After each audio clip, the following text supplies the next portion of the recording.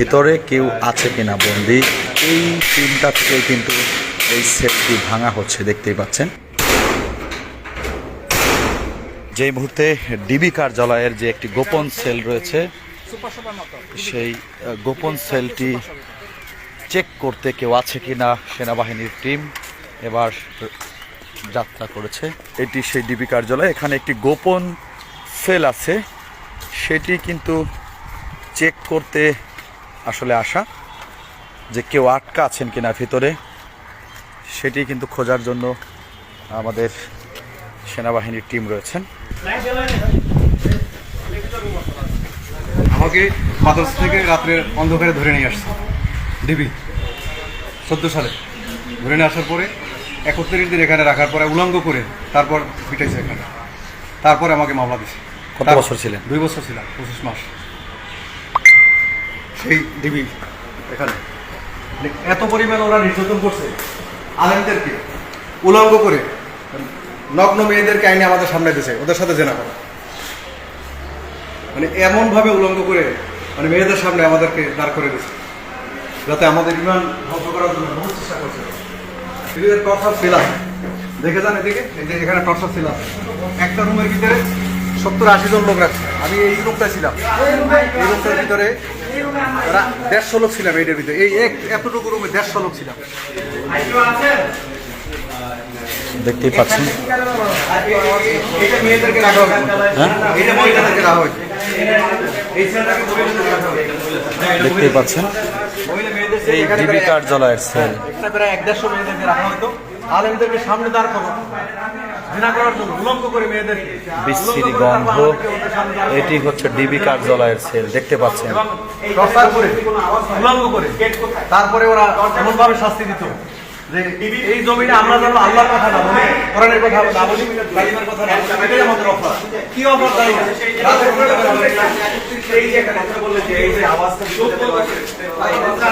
এই ভিতরে কেউ থাকলে সাড়া দেন। বাংলাদেশ সেনাবাহিনীর লোক এসেছে, আপনারা কেউ থাকলে সাড়া দেন। ডিবি কার্যালয়ের যে গোপন সেলটি ছিল, এই গোপন সেলেও কেউ নেই, দেখতেই পাচ্ছেন। এটি হচ্ছে ডিবি কার্যালয়ের গোপন সেল। আজকে আর কেউ নেই, আসলে কেউ আর নেই।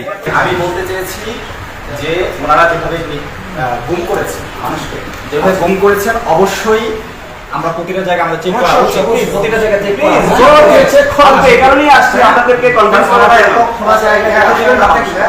এই মুহূর্তে কিন্তু সেনাবাহিনীর যে টিম রয়েছে, তারা কিন্তু সেটাকে ভাঙার, এটি ডিবি কার্যালয়ের যে সেল, কাউন্টার টেররিজমের যে ইউনিট, সেই ইউনিটের পার্সোনাল হচ্ছে সেল। এই সেল কিন্তু সেনাবাহিনীর নেতৃত্বে একটি টিম।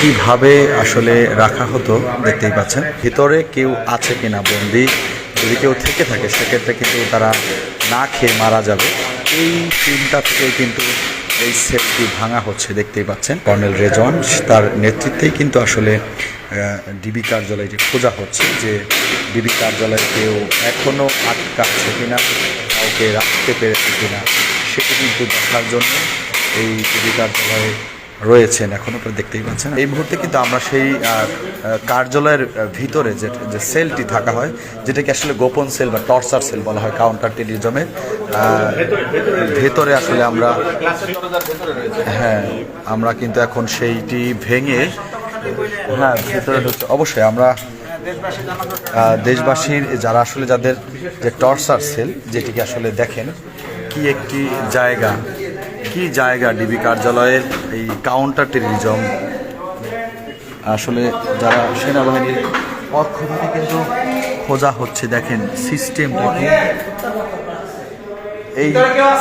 এই যে হচ্ছে টর্চার সেল, এই সেলের মধ্যে রাখা হতো, দেখতেই পাচ্ছেন যে কি গোপন সেল আসলে বাংলাদেশের মানুষের জন্য তৈরি করা হয়েছে। এই মুহূর্তে কিন্তু সেনাবাহিনীর যে চৌকস টিম, তারা কিন্তু আসলে একদমই, দেখতেই পাচ্ছেন একটি বইও, এটি হচ্ছে সেল, যদি দেখাই এটি হচ্ছে সেল, দেখতেই পাচ্ছেন যে কিভাবে এই সেলের মধ্যে রাখা হতো। এবং দর্শক একটি বইও রয়েছে, এখানে একটি বইও রয়েছে।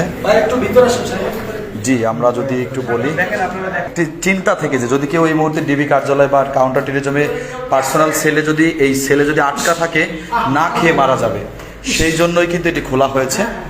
না খেয়ে যাতে কেউ না মারা যায়, এই মুহূর্তে দেখতেই পাচ্ছেন যে আসলে একটি কিন্তু মাদ্রাসার ছাত্রদের যে পাজামা সেটা কিন্তু দেখা যাচ্ছে, দেখতেই পাচ্ছেন। বই, কোরআন দেখেন, বই এবং আপেলটি তাজা আপেল, একটি আপেল আমরা পেয়েছি এই সেলের মধ্যে। কোরআন এবং হাদিসের বই রয়েছে। কেউ আছে? না, ওখানে নাই, কিন্তু ওনার ব্যবহার করা জিনিসপত্রগুলো আছে। আসলে কি সেল, আসলে এই সেল যদি স্বাভাবিক কোনো মানুষ আসে, তাকে যদি চোখ বেঁধে আনা হয়, সে কোথায় আছে বা কেমন জায়গায় আছে সেটি কিন্তু বলা কষ্টসাধ্য। কারো যদি চোখ বেঁধে এখানে আনা হয়, সেক্ষেত্রে কখনোই কিন্তু এটা বোঝা সম্ভব না যে কোথায় আছে। আপনাদেরকে দেখানোর চেষ্টা করছি যে সেলগুলো, কাউন্টার টেরিজমের যে সেলগুলা, তবে এই সেলের মধ্যে কাউকে রাখা হয়েছিল কিনা সেটি কিন্তু সম্ভব, মানে আমাদের যারা হেফাজত ইসলামের নেতাকর্মী রয়েছেন তাদের চিন্তা ছিল যদি কেউ থেকে যায় সেক্ষেত্রে কিন্তু না খেয়ে মারা যাবে। সেই চিন্তা থেকে কিন্তু চৌকস টিমরা কিন্তু আসলে এখানে নেতৃত্ব দিচ্ছেন এবং আপনারা দেখতেই পাচ্ছেন যে বাংলাদেশ সেনাবাহিনীর লেফটেন্যান্ট কর্নেল রেজওয়ানের নেতৃত্বে এই টিমটি কিন্তু আসলে এখানে এসেছে এবং এই যে সেল, এই সেল থেকে কোনো মানুষ বের হওয়া বা শব্দ শোনা বা কোনোভাবে মানে কি, এটা আসলে কষ্টসাধ্য। যে জায়গাটি দেখলাম, এই জায়গাটা নিজের চোখে দেখে নিজেরই কষ্ট লাগতেছে যে কেমন জায়গায় মানুষকে এনে আটকে রাখা হতো। দেখতেই পাচ্ছেন এই যে এটি হচ্ছে ডিবি কার্যালয়ের সেল। এটি শুধুমাত্র এটি বাংলাদেশ সেনাবাহিনীরকে দিয়েই সম্ভব। তালা ভেঙে কিন্তু দেখানোর চেষ্টা করছে এবং আমাদের গণমাধ্যম কর্মীদের সুযোগ করে দিয়েছে যে যাতে আমরা নিজ চোখে দেখে যাই যে এখানে কেউ আছে কিনা। এখানে কিন্তু সিসি ক্যামেরাও রয়েছে, উপরের দিকে সিসি ক্যামেরাও রয়েছে এবং এখানে কিন্তু একটি মাদ্রাসার একজন ছাত্ররও কিন্তু যে কি বলে এটাকে পায়জামা বলে আসলে পরনের পোশাক, সেটিও কিন্তু দেখা যাচ্ছে। তবে যে আশঙ্কা করা হয়েছিল ভিতরে কেউ আছে কিনা সেটি কিন্তু আমরা দেখতে পাইনি। আপনাদেরকে আমরা একটু আরও সপ্তম তলায় নিয়ে যাচ্ছি, যেখানে সপ্তম তলা না, এটা অষ্টম তলা, এখানে নিয়ে যাচ্ছি। এখানে সেনাবাহিনীর টিম আছে, আমাদের সাথে আসুন এবং আপনাদেরকে আমরা এখানে কেউ আছে কিনা সেটি শুধু দেখানোর বিষয়, আর কোনো বিষয় নেই।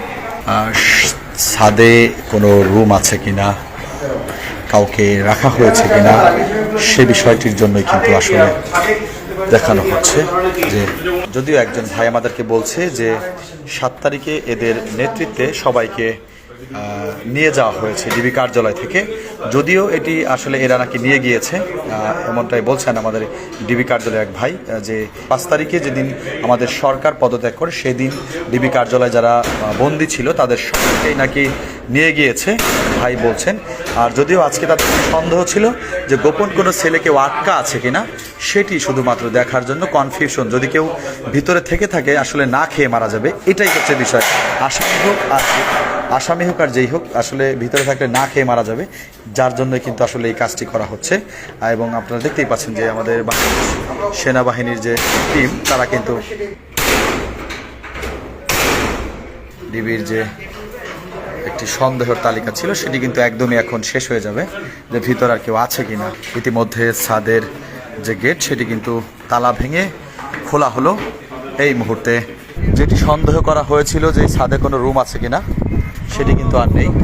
এখানে একটি রুম উপরে লক করা, নাকি অন্য বিল্ডিং ছিল, ডিবির কথা বলছে আপনাদের। এটা আসলে এটাই লিফটের, দেখি ওটা আচ্ছা।